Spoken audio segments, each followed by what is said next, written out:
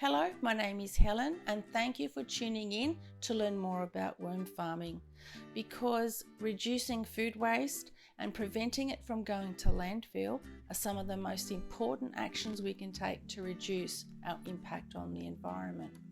Worm farms are a great way to recycle food scraps, especially for those living in units and townhouses where there's no access to garden material. It also provides us with free fertiliser, which is fabulous worm juice and castings, and they are a great way to help kids understand how nature recycles. Trust me, worms are amazing creatures.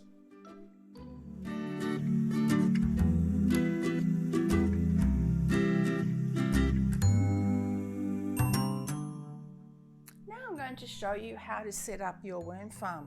And I'm going to be using this great little compact worm farm for demonstration.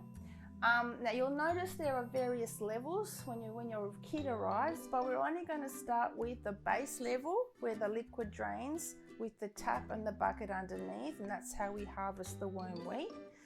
And the lid, the legs, and kits always come with cocoa fibre, and this becomes a great material, a great bedding material, which we're going to put your worms into in a moment. We'll show you that in a moment. You're also going to need a sheet of moistened cardboard, some moistened hessian or natural cloth of some sort, and of course you're going to need your worms. Now I have extracted these worms from my worm farm, but you'll be purchasing your worms from a nursery. They come in starter packs of around 1,000 for $50.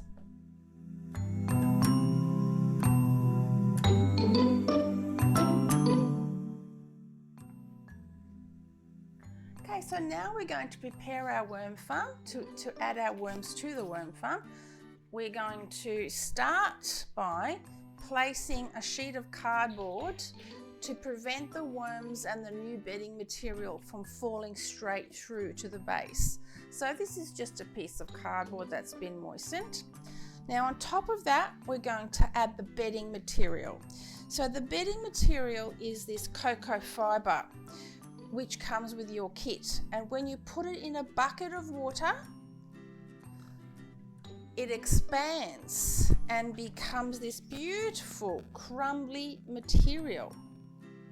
It's just ideal for starting out a worm farm. So we're going to tip the bedding material into the worm farm. Ideally, the bedding material is roughly around 10 centimetres thick, very roughly.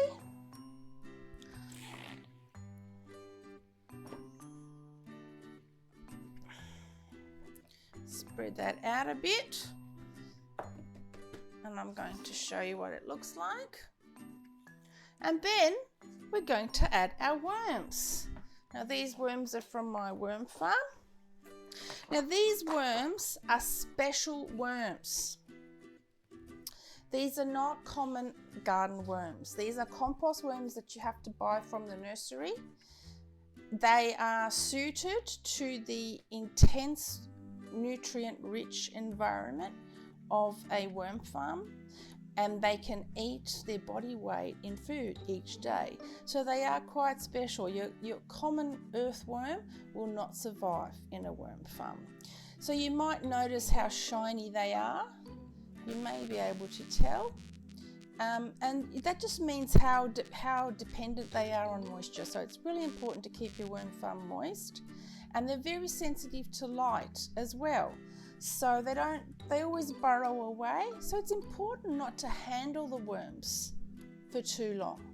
So we're going to pop them in to this bedding, to your new home, little wormies.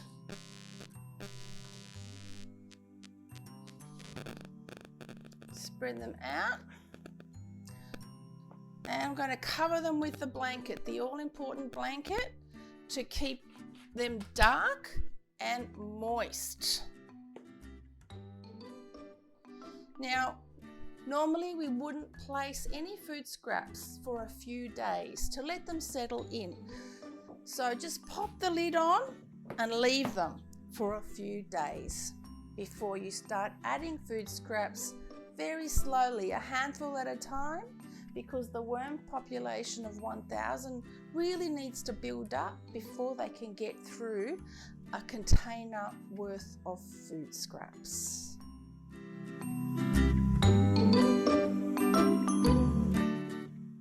Here is some food that you would typically add to your worm farm. Now, fruit scraps. Worms particularly love soft fruit like melon and banana skins. Vegetable scraps, the smaller you chop that, the better. Pulp from the juicer, if you have it. Worms love avocado skins and even the seed. They will eventually curl up into the seed. Coffee grounds and tea leaves, crushed eggshells, and paper towels and shredded newspaper is also great. Just moisten that before you add it. Now, here are some things not to put into your worm farm that could be harmful. For example, citrus fruit is too acidic for a worm's skin, so leave that out. Same goes for spicy food like onion, chili and garlic. Now, worms won't eat potato skins. Meat and dairy products are a problem because they attract vermin. Leave your bread out, but in terms of cooked rice and pasta, you could put small quantities of these, but you do have to be careful because those also attract vermin.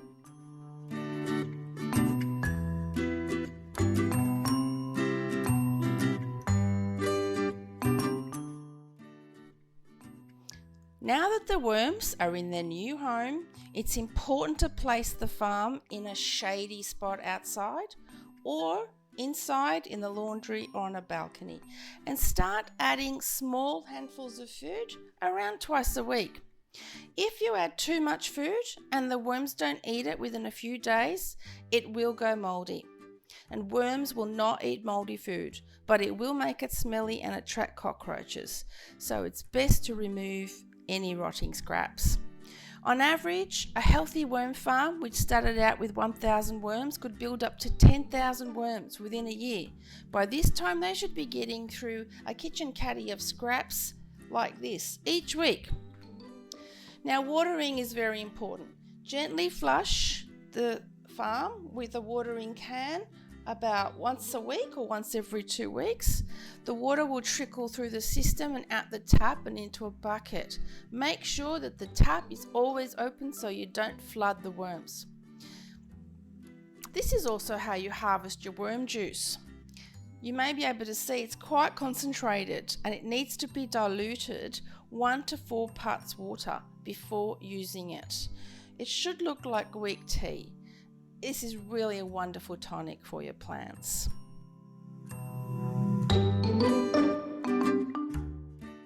Now, I hear you ask, when do I add the new level? Well, when this level is full of worms and castings, you will remove your blanket and you will add your new level, which has got the holes in the bottom. It needs to sit nice and snug on top of the lower level. There should be no gaps between the two levels so that the worms can easily travel between the two levels. You then add your scraps to this level and cover it once again with your all-important worm blanket, nice and moist. Pop the lid back on top and voila, that's it. Happy worm farming.